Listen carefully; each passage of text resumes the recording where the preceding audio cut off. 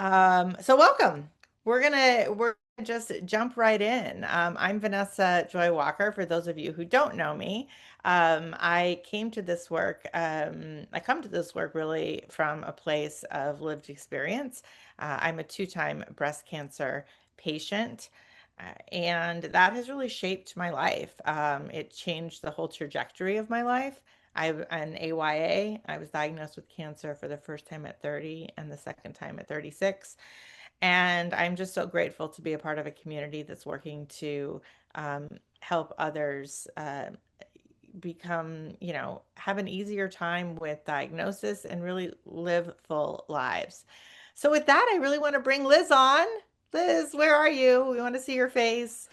And we really want to jump in and look at everything that's happened this year. I mean, it's just like so much, but let's just jump right in. Awesome. All right. So we had phenomenal Capitol Hill days throughout the year. And especially our breast cancer one that was July 16th, which is where these pictures are from. Such an energizing day. And I know many of the friendships made that day continue now. People are still working with each other and collaborating. Yeah, you can go to the next slide. Yeah. So So, this, oh, yeah. go ahead. Yeah. No. Sorry. I was just gonna say, like, I just want to say, like, when I was putting these pictures together, I was texting Liz and some of the other people, like, and I was like, very, very, emotional thinking about like all of the people that came together. And I said, it's amazing how much laughter and smiles can come from such a horrible disease. But when you band together to do something really amazing, it creates this sense of purpose and resilience that kind of gives us all a big hug. So anyway, Yes. we move Yes. on. Absolutely. Yes. Lots of hugs. And those who like the numbers, these are the numbers broadly for women's health advocates. So thanks to all of you, we've had a ton of letters come into Congress, almost 1,800. In the pink box, you can see specifically for our Find It Early Act and our breast cancer early detection letters, 367 on our Zoom calls, and then 191 letters into Congress. So that's huge. We really appreciate your taking the time to do that. The letters are still there. If you haven't done it, you can go onto our website and click the button for write a letter. The letter is actually written for you. You just put in your name and your address, and it will pop up with your members of Congress. The draft letter for you, you just personalize it with a couple of sentences and hit send, and you're done. And you have made a difference in the world. So hopefully folks will do that. So as you can see, we had a big turnout for our congressional briefing on menopause. It was an online briefing. We want to see numbers like that for the breast cancer early detection question. And I'm going to talk about that towards the end, our plans for next year. But we'd love to hit that same number for our breast cancer online congressional briefing. So as you can see, we're in all 50 states. Our community keeps growing. We're over 4,000 now. Our LinkedIn followers has grown a ton since we just started. I mean, less than 10 months ago. Our Instagram, we only started a few months ago. So we still have some growth to do there, but it's pretty amazing in such a short amount of time. And these 9 events are really just this fall. There's actually more if you count the whole year. And this shows the different Capitol Hill days that we did. April was focused on CMS reimbursement and the lack of parity for male versus female patients. Thank you, Dr. Jocelyn Fitzgerald, who is our leader, one of our founding leaders for women's health advocates, and does a ton of work to make sure we understand this gap. And May 20, can you yeah. can you explain, like, for some people that might not understand what lack of parity is? I remember the first time I heard that, I was like, "Oh, what does that mean?" So can It's you a just nice way explain? of saying discrimination, Right. but yeah. So on average, if it's a male or female patient for urogynecological surgery, it's essentially the same procedure. But if it's a female patient, the reimbursement rate is about 30% less. For some codes that they use, it is actually up to 150% less. And so if you just think about the math on that, any facility, they're going to lose money. And so they're going to spread out these surgeries and eventually just shut down because they can't afford to offer them. So it's a huge impact on women's health. And many of these surgeries are tied to having babies, gynecological health issues. So if we're going to support folks on the early side, we need to support them on the later side as well. So yeah, that's a really important issue. And then the May 21 was our Women's Health Capitol Hill Day, the first ever women's health broadly addressing all the women's health issues. And then July 16th was our breast cancer early detection Hill Day. So these are some of the great pictures And and it was just hugs. that were Yes, happening. hugs. Yes. And it was just such a, every event that everyone was able to come to. Thank you for making the effort to come, for Yeah. traveling, spending the money to come, spending the time. It's a lot. And it can be really intimidating. I mean, for people to go to the Hill for the first time and share their lived experience, but it really, really made a difference. Liz is going to tell you a little bit more about that in a few moments. But for those of you that couldn't come, we want you to come. So next year, as we start to plan things out, we hope that you'll be able to join us. But we also want you to know that you amplifying this on social media and in your own communities was a big part of the success of these days as well. Events. I mean, Liz, you just like crossed the country. Yes, yes, like lots of mileage points. So you can see the list: Chicago, Detroit, Pittsburgh, San Francisco, Los Angeles twice, Boston, New York. New York many times, probably 4 different events throughout the year. But most recently, the New York event that we did on October 30th was amazing. Cure and Oric were our main sponsors and really ensured that we had a packed room, phenomenal panel going much deeper on innovation and policy and how that impacts our health. Breast cancer was definitely a topic. So everywhere I go, these rooms are packed.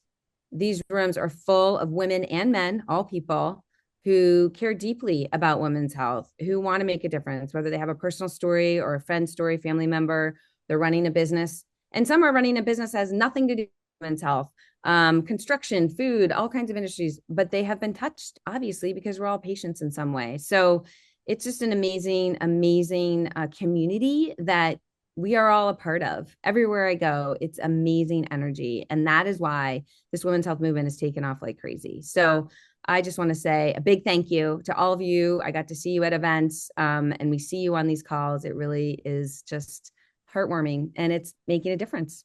Making a difference, and that's the whole point. Um, I mean, the what's your why? It started with a few of us talking about like what's your why and like a few post-it notes. And we're like, more people should be doing this. And how people have been drawn to this is just really, I mean, people are drawn to things all the time, but to really see this take off in so many different ways has, I mean, it's been really, rewarding for me because it gives everyone an opportunity to really let their voice be heard. We're so thankful for every individual that has both shared their why in person, but also online. Liz took these little boards with her across the country. She put them in her bag, and people just were drawn to it. And we have hundreds of pictures of people sharing their why. So I'm going to put an ask out later for this, but I'm going to put an ask out now as well. Before the end of the year, share your why again, please. This Mm. is now the opportunity. We can't share it enough. You can share the same one, you can make a new one, but share your why. Don't just share it online, but share it with the people that you're sitting around your holiday tables with. Talk to them about these issues and invite them to come to our calls. Yes, absolutely. And then here's some legislative successes that we've seen thus far, although still pending because they haven't finished appropriations for the year. But just the fact that they included the language and the funding request that we had submitted at the beginning of the year is a big effing deal. BFD. And it's all because of you. I really think it's that combination of our legislative team at G2G, how the bills are moving, where to insert lines, building those relationships, and then you all sending those letters in, that combination, and then these Hill days where you come in person, it's like this bam, bam, bam. They can't avoid us. They have to respond to us type of vibe that is really effective. So, and social media doesn't hurt either. They are tracking social media posts, especially if they're tagged and stuff. So all of these things are moving legislation. So just to summarize it, President Trump had put out a budget with a 40% cut to NIH, but as you can see, both the House and the Senate have pushed back on that. There is a little bit of a cut in the House version, but there's an increase in the Senate version. So hopefully we get in the middle and it's just level funded, which is a success in this climate. ARPA H also got recognized for funding, and they had a specific paragraph on the Sprint for Women's Health, which is around women's health innovation funding. Lots of mentions of Office of Research on Women's Health got a boost in both bills, and then lots of mentions of these health conditions. And then I have the specific breast cancer language. I sent that out this morning to all of you as a reminder of this great paragraph on breast cancer that is in the House Appropriations bill as well. So that's approps. Meanwhile, Find It Early Act got introduced in both the House and the Senate, and they have a ton of co-sponsors. They've never had this many co-sponsors when they've dropped the bill. Like usually they have to build the co-sponsors over time, but to have now they have 44, which is 44 co-sponsors. Yeah, pretty amazing. We want to get that up. I'd love to get that to 100. I think once we cross 50, that's noticeable, but we're going to keep working on that one. And the Senate is just naturally, it's a more slow going institution. But I will say, Vanessa and team, our leaders, we recently did this retreat with a couple Hill meetings and events last week, December 1st and 2nd. I'm like, what is the time? But yeah, that was last week. And so we met with the chair of Appropriations Committee, Susan Collins, and I had given her, talking points ahead of time of the key issues we care about, which of course I'd Find It Early Act on there. And so as we're going around doing our introductions, we had a couple of survivors share their stories. Sheila McHale, one of our champions and founders of the Breast Cancer Detection Coalition, shared a bit about her story. And immediately the senator's like, I'm on Find It Early Act. And I remember thinking, not yet. But I'm glad, she said it. And then as we continued to have this conversation, again, she said it again, I'm on the Find It Early Act. And so she was not on it yet, but that sure as heck got her on it. And so she's on it now. And to have the chair of the Appropriations Committee on that bill is a big deal. That's going to help us get a lot more co-sponsors. So we're getting momentum. So keep the faith, keep at it. Yeah, go ahead, Vanessa. Can you just quickly tell them why it's important that she's the chair of the Appropriations? What is the Appropriations Committee and why is that important? Yeah, so they're the check writing committee for everything in Congress. And so you have a House and a Senate Appropriations Committee and a chair and a ranking. And so that chair really is among the top most powerful folks in Washington because they're controlling the money. So that's why it's a big deal. Yeah. So when something, just because a bill gets introduced or doesn't mean it goes anywhere, because often there's dollars attached to it. And so it's got to go through this process. So the fact that Liz was able to, and really we want a huge shout out to the G2G team, and was able to get us in so many rooms, and in this room in particular, just really, really spectacular and exciting. Yeah. Okay, some other legislative updates. So this is the list of the bills we've been tracking, and we have been sharing this fairly regularly. So I think this should be a familiar list to you. Two things I just wanted to point out. Number one, Find It Early Act was finally introduced in the House. They had Katie Couric. They had an event to launch that. We just talked about the 44 co-sponsors.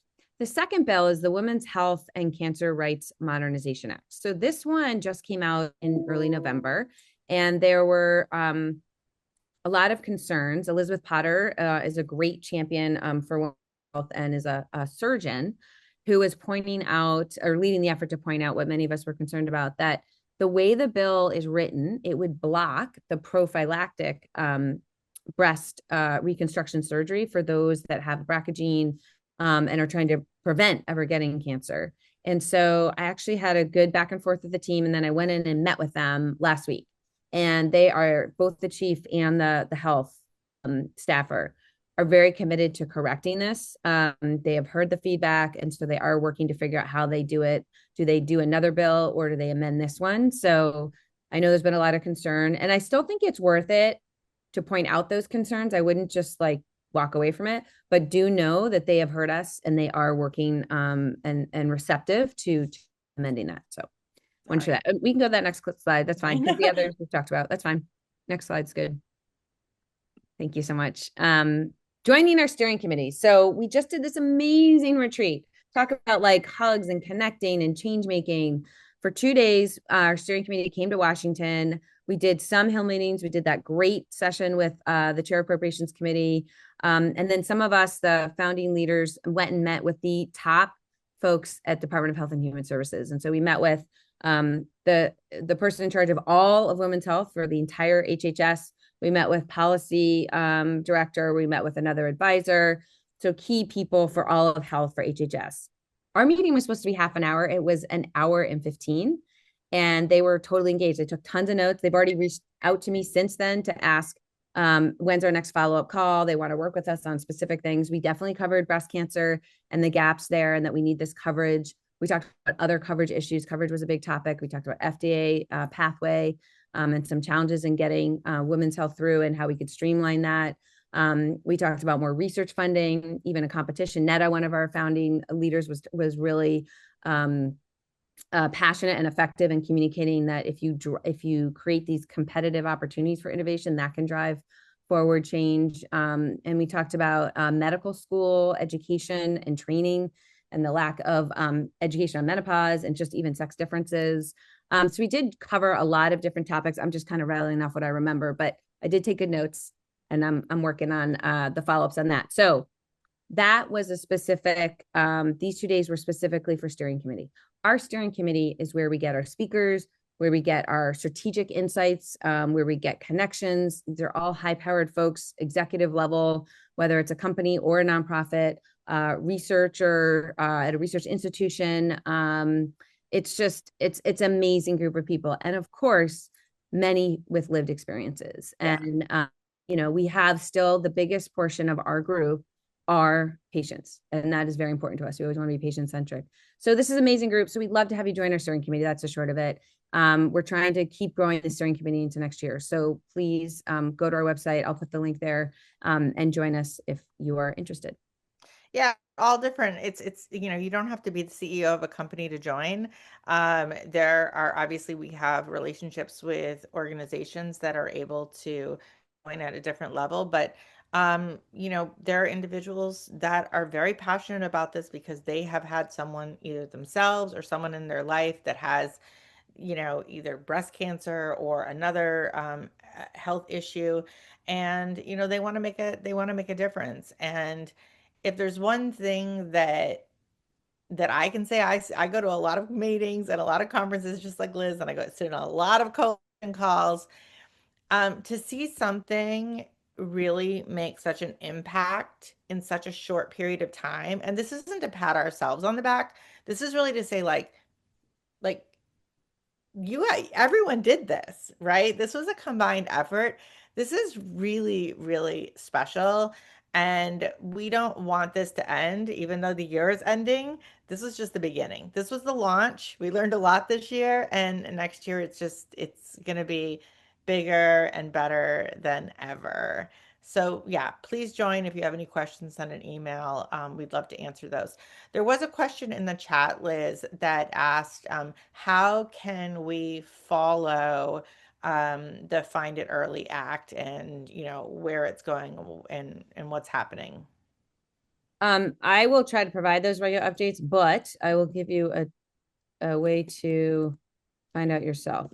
So www.congress.gov, you can actually look up Find It Early Act, put it in quotations, and you can track who are the co-sponsors. I will say it's not always up to date because the leaders, so it's Deloro, Fitzpatrick, and then Klobuchar and Marshall, they often wait until they have like a certain number of new co-sponsors and then they'll bring it to the clerk's office so it gets updated. So it might not be the most up to date, but it's pretty darn close.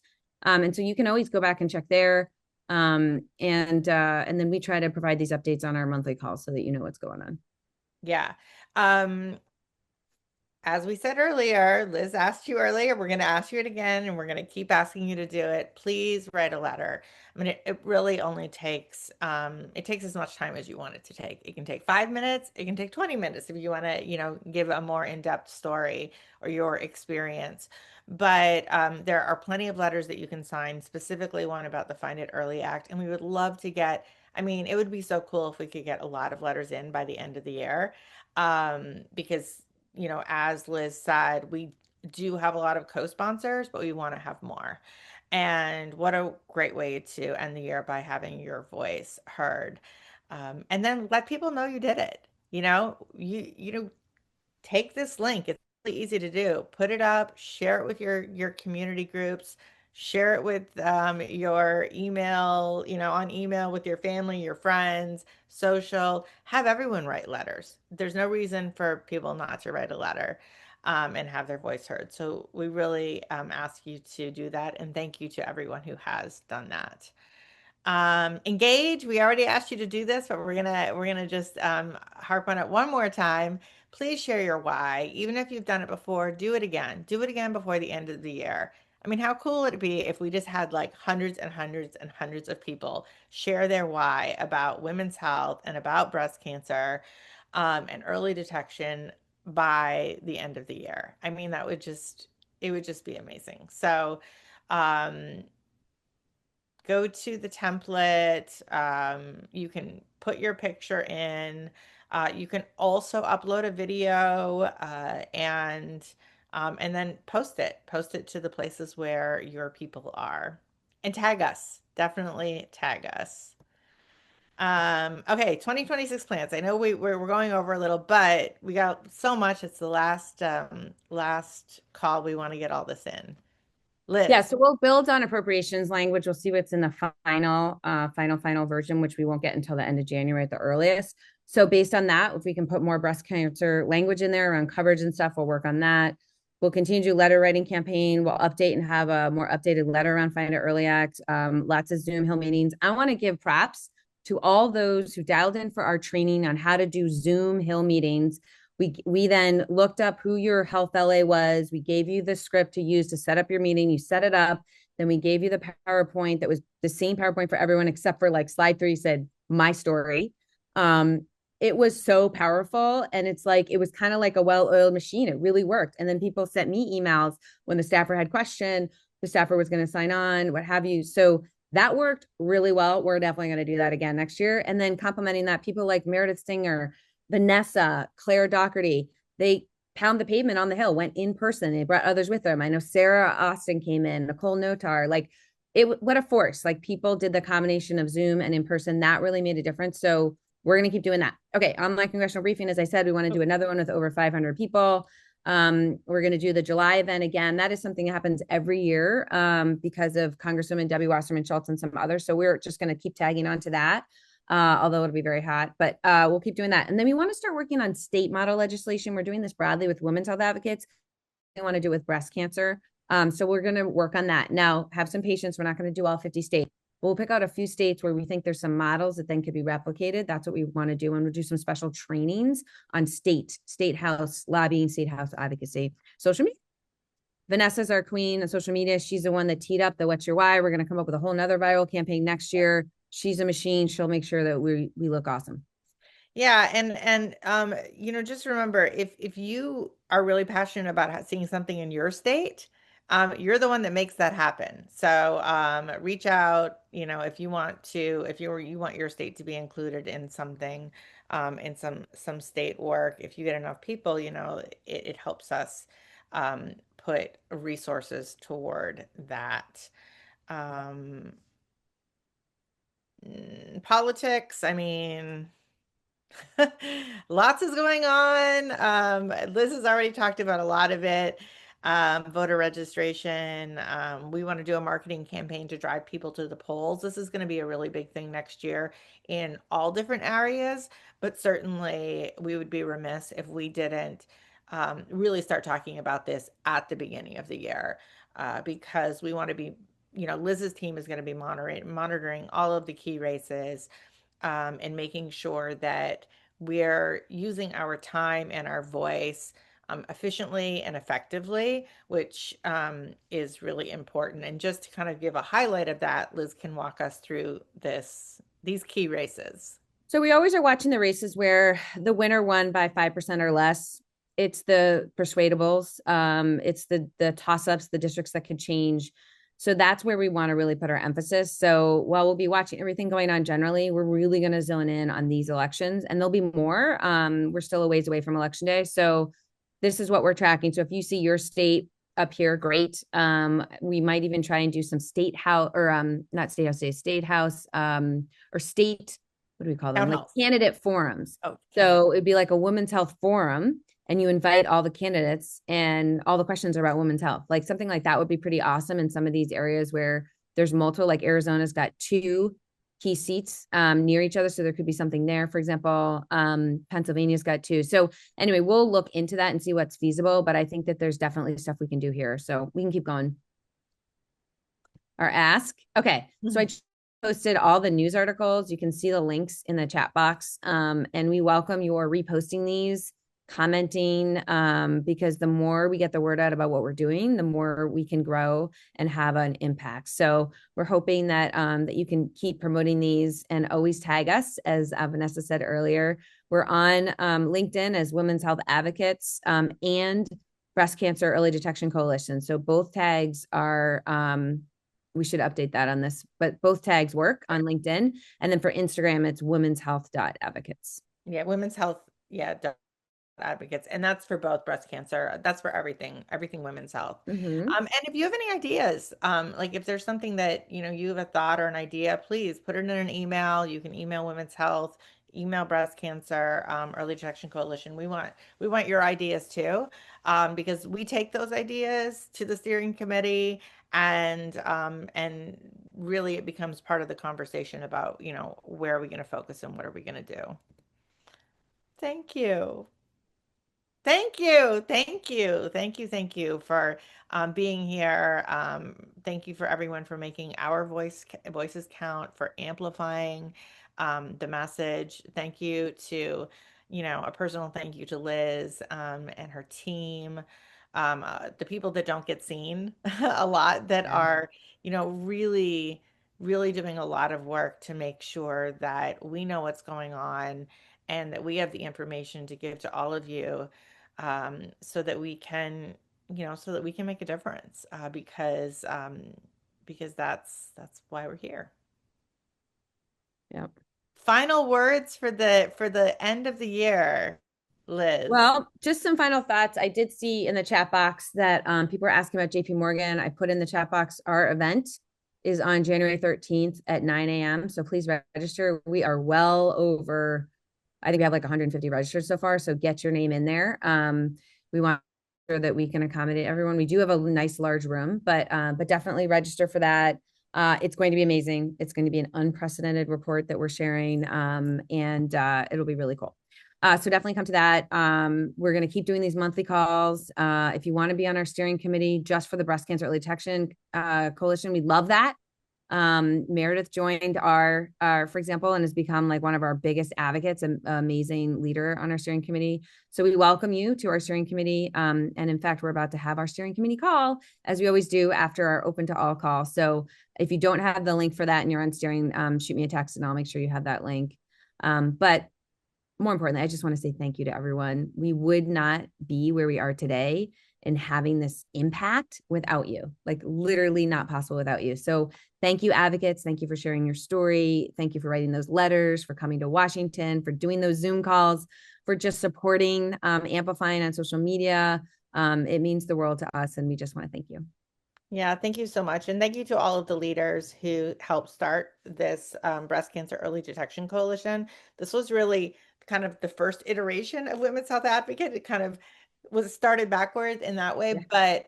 But, without that small group of individuals that Liz brought together to start this, we probably wouldn't be here. So thank you, thank you, thank you. And onward. We can't wait till next year. Yeah. Yeah. Awesome. All right. Happy holidays, everyone. Yeah, we'll see everyone steering on the next call. Okay. Bye. Bye.